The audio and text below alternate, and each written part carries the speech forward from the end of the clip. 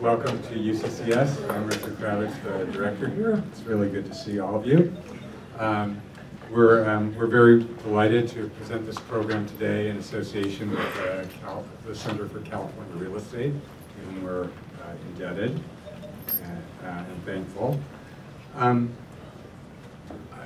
In the press recently, I saw a couple of articles by both Bill Gates and Jeff Bezos, so and it didn't relate at all to Mr. Bezos' recent controversial issues, in which they both underscored the importance of having a framework on which to hang things that we learn.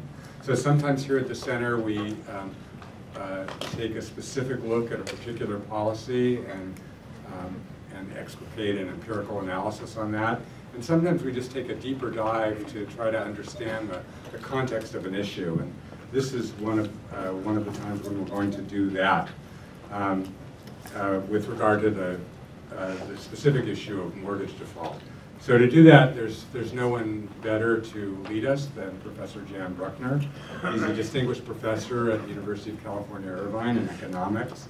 His specialization is in urban economics, and he literally wrote the book on that topic called Lectures in Urban Economics. He has many publications and awards. Before Irvine, he was at the University of Illinois at Champaign-Urbana. He has degrees from Berkeley and Stanford, and we're really delighted to have you here today. Mr. Brueckner. Thank you.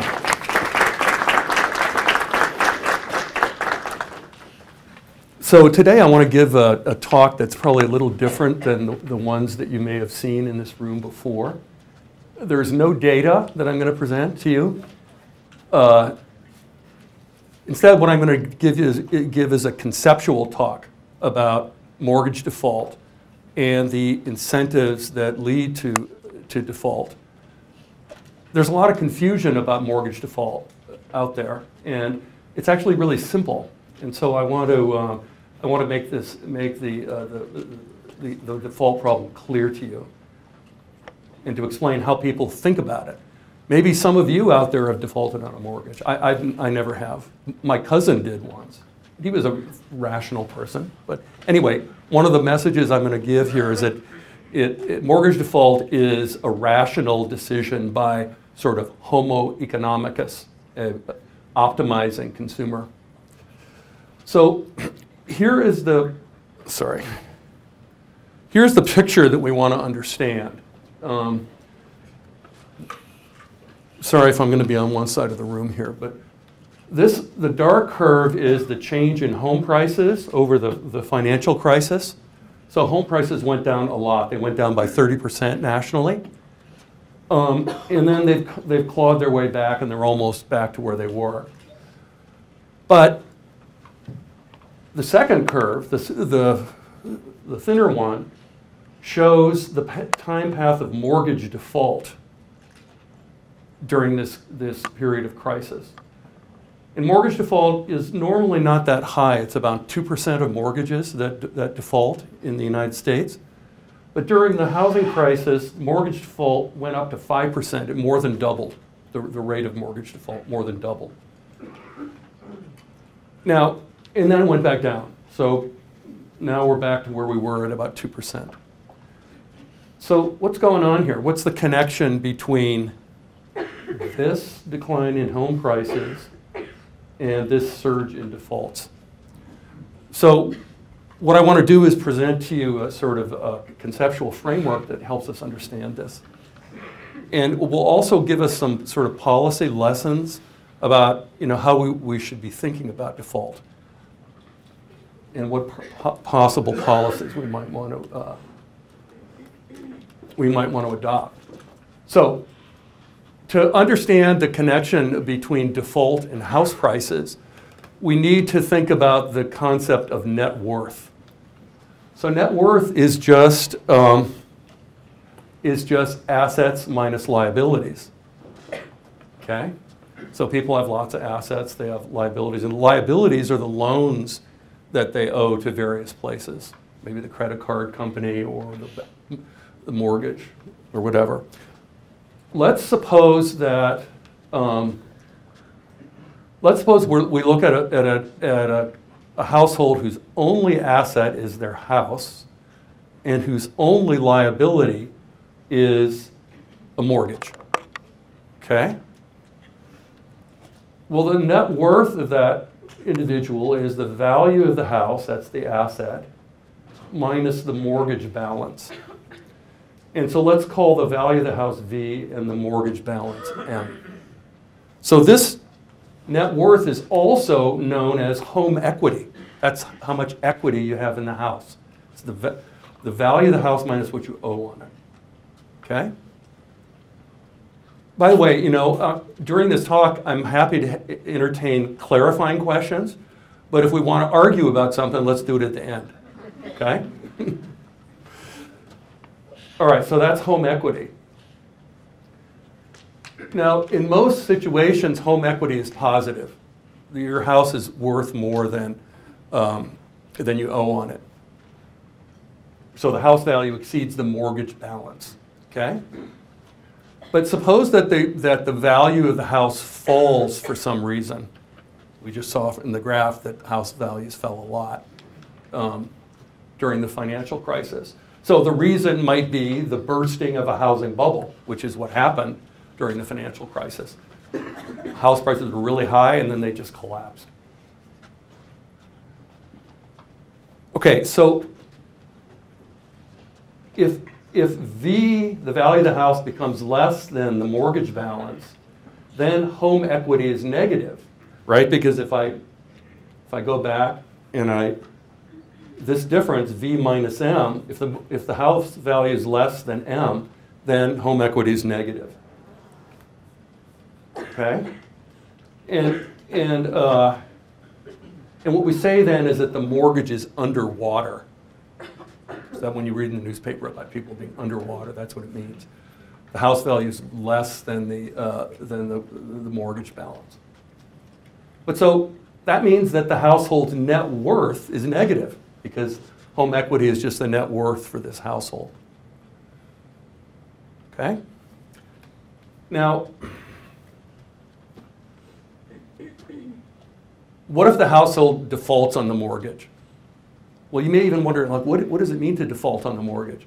Basically, a default means you stop paying the loan. You essentially declare your intention never to make another payment on your mortgage. That's what default is.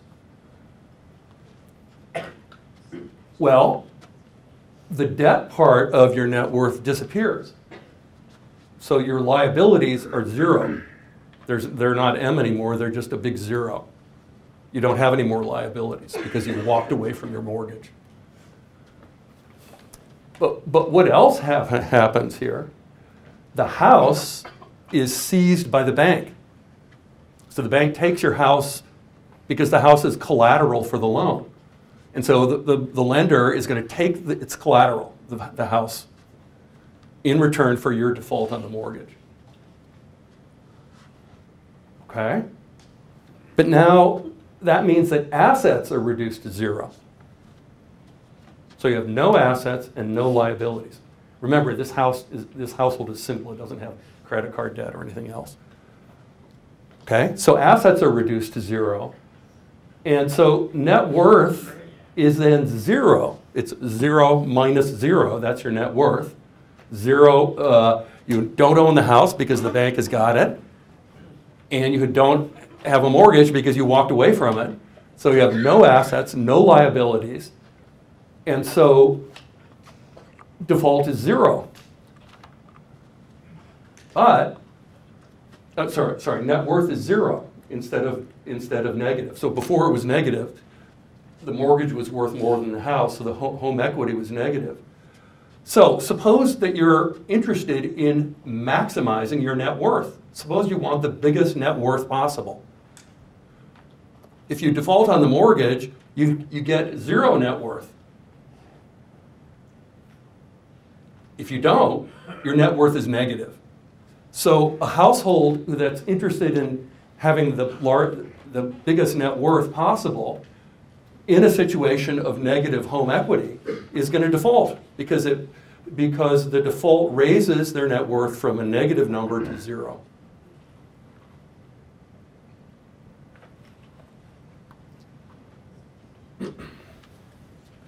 So a household that's interested in maximizing net worth should default when home equity is negative. And this default rule, defaulting when home equity is negative, is known as ruthless default. So as soon as home equity turns negative, you should walk away from the mortgage and give the house back to the lender. Okay? Let me just give a footnote here. For those of you who know about financial stuff, defaulting on a mortgage is like exercising a put option on a stock.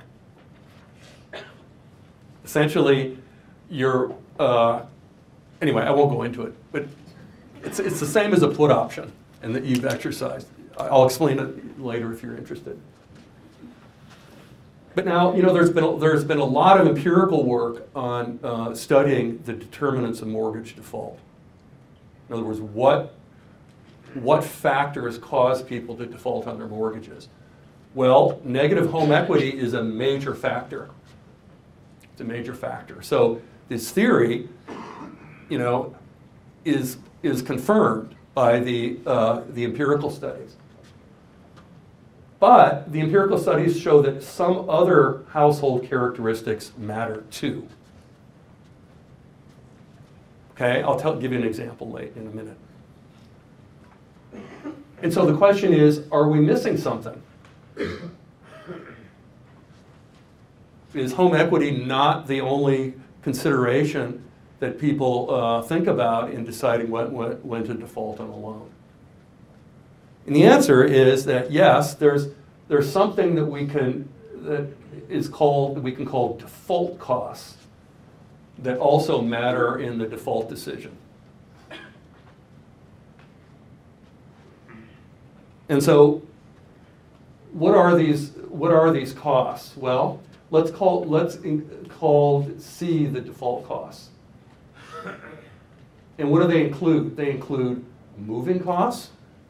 Because if you're going to default on a mortgage, you have to get out of the house because the bank is taking the house away from you.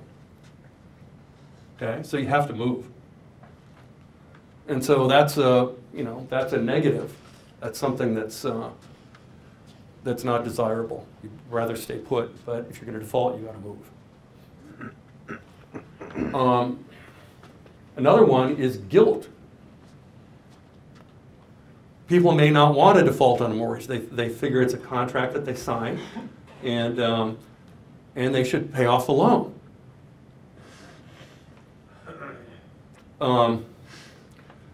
So we all know about homo economicus, the person who just is interested in money and making, you know, harsh financial calculations as a basis for decisions. So guilt kind of doesn't sort of factor into that sort of homo economicus viewpoint. But in fact, economics is very flexible. So we can have a guilty homo economicus. That's okay. People can feel guilt about failing to honor their contracts. So we can actually think of guilt as a cost. Maybe there's a certain dollar hurt that you suffer when you default on a loan, and put a number on it. Now, another thing that is included in default costs is the cost of an impaired credit rating. So, you know, everybody's got something called a FICO score or an Equifax score. You know, you've heard about these numbers, and when you've gone to get a loan, you know, you find out what your FICO score is. Now, some of you youngsters probably haven't dealt with this yet, but you probably will soon. Maybe you don't even have FICO scores yet. I don't know when people first get them, but anyway. But if you default on a loan, it wreaks havoc on your credit rating, because right away the agencies that are providing credit ratings know that you defaulted, And so crash, your credit rating goes through the floor. Okay? I mean, there are other things that in addition to this credit rating problem, if you default on a loan, you cannot buy another house for 7 years. It used to be the rule. I believe it's still the rule. So when my cousin defaulted on a mortgage, he wanted to buy another house, and he had a friend of his sign the contract. He actually didn't buy the house. His friend bought it. So he was forced to do that because he defaulted and thereby caused that problem. So anyway, the cost of an impaired credit rating is difficult, difficult situation for people. Moreover, in addition to the not being able to buy a house, if you want a new credit card, you may not be able to get one. But then again, credit card companies seem to be just throwing these cards in the wind, so I'm not even sure if that's if you're prohibited from getting new credit cards after default. But anyway, so there are a bunch of costs to default. So how are we going to put this into our default framework? Well, you know, like everything else in economics, we've got to put a number on it. Okay, we got to say that all these default costs add up to some number. So let's suppose we can do that. Well then, default cost reduces net worth. So when you default on the mortgage, before your net worth was 0, you had no house and no mortgage, but now it's minus C. It's the negative of the default cost. In other words, your net worth went down by the magnitude of the default costs you incurred. Right? So now what's the right calculation to decide whether you should default on your mortgage? Well, your net worth without default is V minus M, which is negative in the situation where there's an incentive to default. And your net worth with default is minus C. So net worth, home equity must be more negative than minus C for default to occur. Okay, so in other words, V minus M has got to be less than minus C. So if your mortgage is underwater by $50,000, and you figure that it hurts you $20,000 to default, well, you're going to do it because V minus M, which is negative 50,000, is smaller than the default cost you're going to incur when you default on a mortgage. Does that make sense? So in other words, default costs are sort of a glue that keeps you in your house even though your mortgage may be underwater. So what this implies then is that lots of underwater households won't default. They owe more than their house is worth, but they're not going to default because of the damage done by default. So it's pretty intuitive, right? So who are we talking about here? Suppose you're a household with a top-notch credit rating. You've got a FICO score of 805, which is a really good FICO score. Well, if you value that credit rating,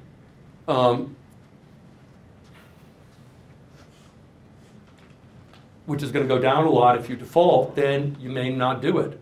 Okay, so default costs are going to be really high. They're going to be really big for people with really good credit ratings. And so those people may live with an underwater mortgage without defaulting.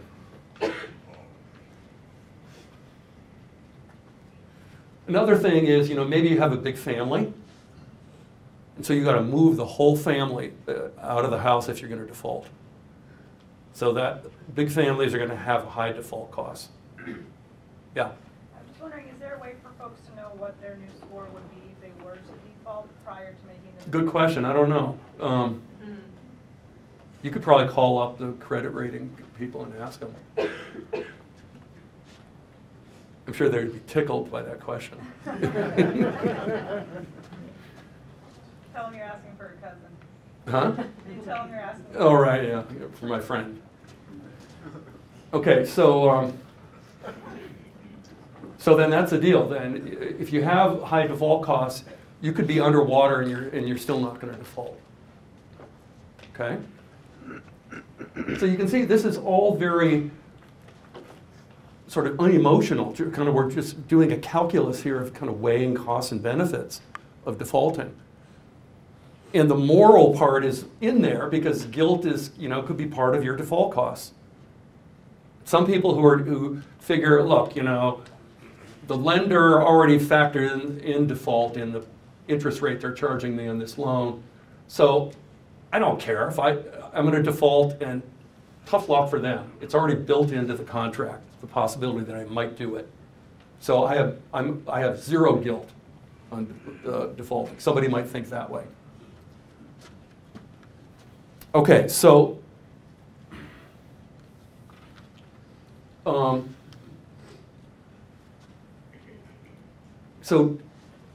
there's a thing called trigger events that people talk about in the in mortgage research. And a trigger event is something that prompts default on a mortgage. So a trigger event might be loss of a job. So somebody loses a job and then they default. Well, suppose that home equity is positive. In other words, the house is worth more than the mortgage. If you lose your job, why would you default? That's totally dumb. You would sell the house, walk away with your home equity, and then find a cheaper house that's more affordable. So loss of a job, a trigger event, is not going to cause people to default. They've got to have negative home equity in order for it to make sense. Otherwise, they're just leaving money on the table. Okay? So that's important. But suppose that home equity is negative. Home equity could be negative, and the person is thinking, well, gee, should I default or not? And they're comparing their home equity, which is negative, to their default costs, which is the minus of their default costs. And they may say, before they lose the job, they may think, well, I'm underwater, but not that much compared to what it would cost me to default, so I'm not gonna. But then they lose their job, and they can't afford the house anymore, so they have to move. So if they have to move anyway, then that part of the default cost becomes irrelevant. In other words, they have to move because they have to change houses. And so in effect, we just wiped out part of the default costs. Part of the ordinary default cost, the cost of moving, becomes irrelevant because they have to move anyway, given unaffordability of the house. So what could happen then is we have an underwater mortgage where the home equity is not that negative and that default costs dominate. But then default costs go down because the person lost their job, and now the comparison between the negative home equity and default costs looks more favorable when it comes to default, and so the household defaults. So trigger events can lead to default, but that doesn't mean that a job loss all by itself will cause somebody to default on a mortgage. They have to have negative equity. Otherwise, they're doing something economically stupid by defaulting. Okay?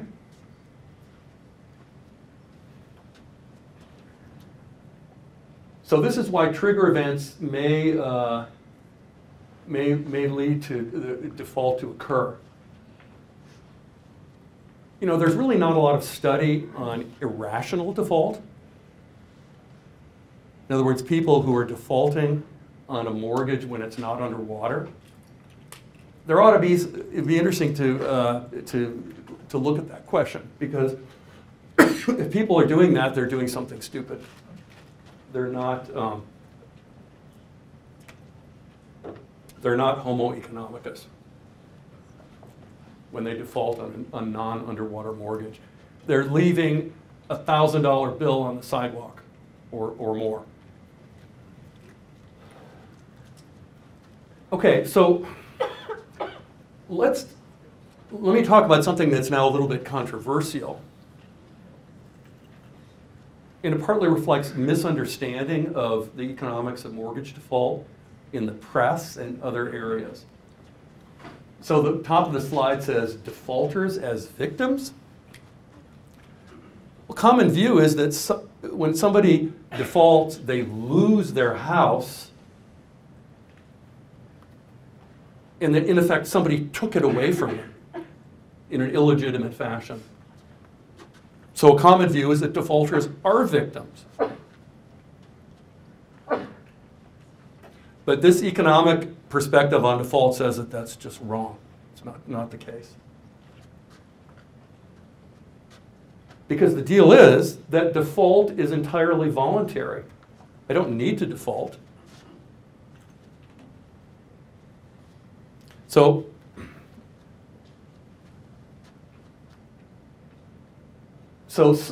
as an example, default, people often, the press often talks about the following situation.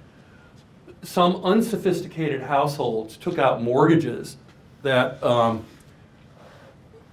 had an unusual time path of payments. Say after a while, the mortgage interest rate would go way up, right? And so the payments would shoot up. And this payment increase apparently precipitated default. But in fact, if home equity were positive, what would the borrower do? They wouldn't default. They would sell the house. They would say, this house is not affordable to me anymore. They would sell it and move. And so the only way they're going to default is if home equity is negative. So in other words, if the person's interest payments go up a lot and home equity is negative, then it may be the right thing to do to default. But nobody is going to default if they have positive home equity. The point is that defaulters are not victims. They may have been unsophisticated and gotten a mortgage they didn't understand. But if the mortgage ended up making the house unaffordable, they would just sell it. The only way default makes sense under those circumstances is if the person is underwater, if home equity is negative. So default is voluntary. You don't have to default. It's a voluntary decision on the part of the borrower. Nobody's forcing anyone to default. And so defaulters are not victims. It's the wrong point of view. But you know, lots of newspaper articles don't seem to understand this. They think there's some conspiracy to get these guys, when in fact, the homo economicus point of view is better, and it shows that default is something voluntary that occurs in response to having a house that's worth less than the mortgage. Now, there's some people may complain about the fact that house prices went down.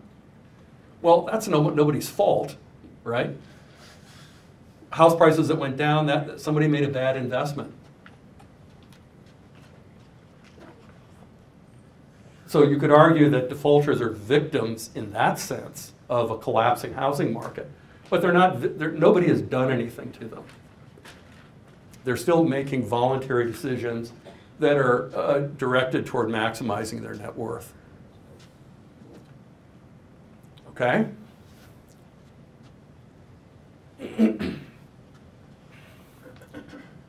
Now, we can use this framework to get a really good understanding of what happened during the financial crisis. A big ingredient in the financial crisis was house prices that went down a lot, by 30% nationally.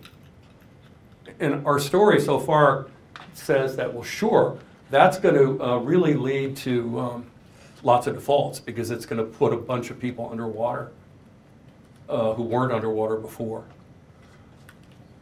So we've got most of the explanation for the surge in defaults during the financial crisis. But there's a bit more we can get through this framework. So here's our default rule. It looks like that. We default when home equity is less than minus the default costs.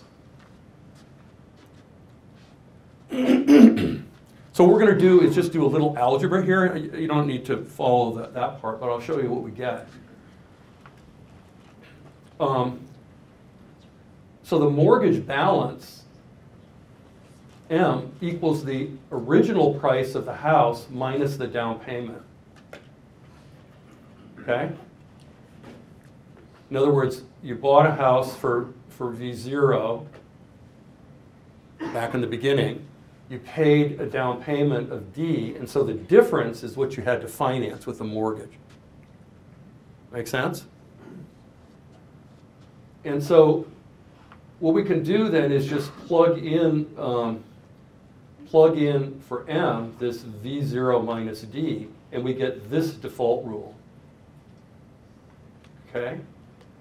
It's the same default rule, and now I just have more different variables in it. So what we can do is we can kind of rearrange this. Let's put this minus C over on this side. So here's our default rule. We're going to default when V minus V0 plus D plus C is negative. Now, it turns out that we can identify 3 factors that were prevalent during the financial crisis that made this, this default condition very likely to be satisfied for lots of households, leading to the surge in defaults. So let's see how this works. The first thing was a big drop in V. We already talked about that. Okay, so V, which is the low house price after the thing collapsed, minus V0, the original house price, that's a big negative number. Your house value went down by 30%, say. Okay? So that's big and negative. And that tends to make this whole thing negative. But there were 2 other elements in, that happened during the financial crisis that contributed to making this thing negative. In addition to the big drop in V, there was lots of what's called subprime lending. So what is subprime lending? Subprime lending is to people who are bad credit risks. Okay? People with low FICO scores. That was the whole idea of subprime lending. These bad credit risk households couldn't get mortgages in the old days. Their credit was too bad. But subprime lending allowed the households to borrow.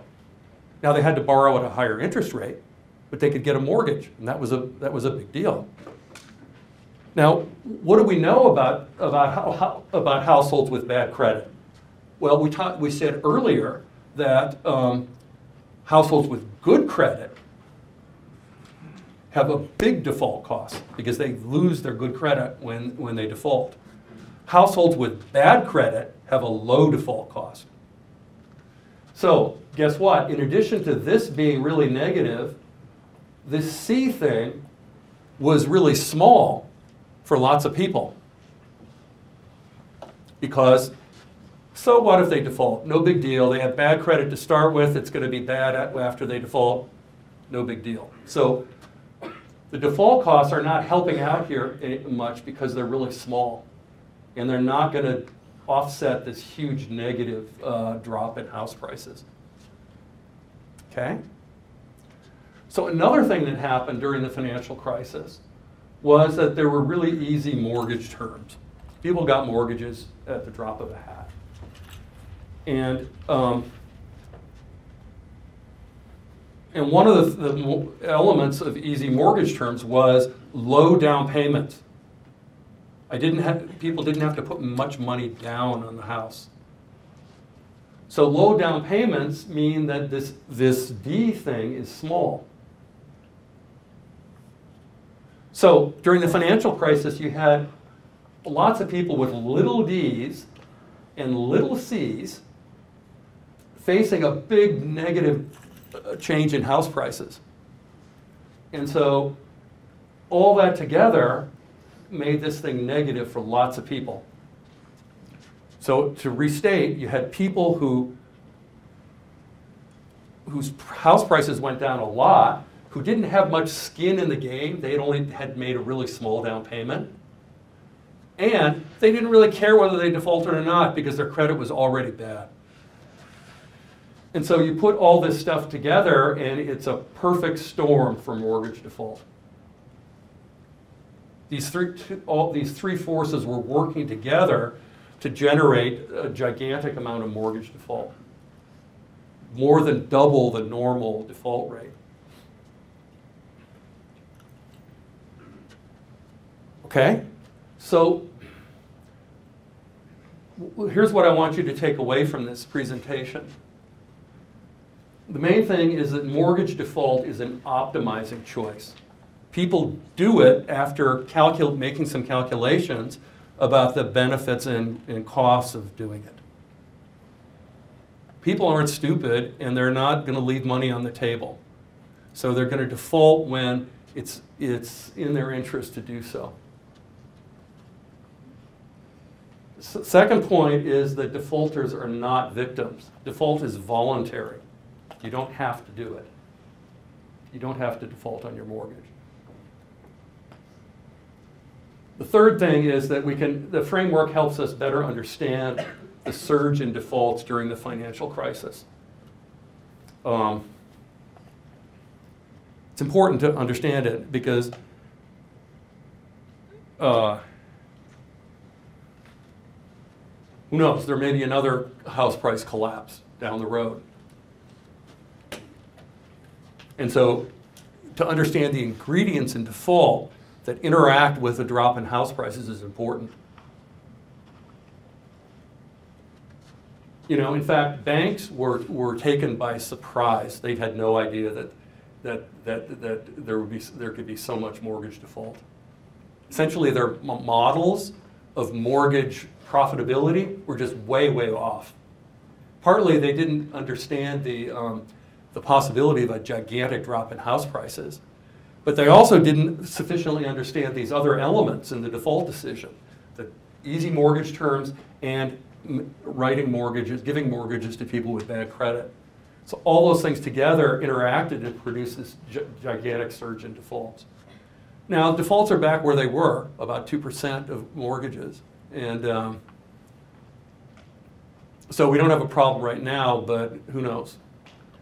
Anyway, it's important to understand this, and I think this simple framework provides a really clear way of doing it. And the newspaper reporters who write about mortgage default should read this so they understand what the incentives are and what's going on.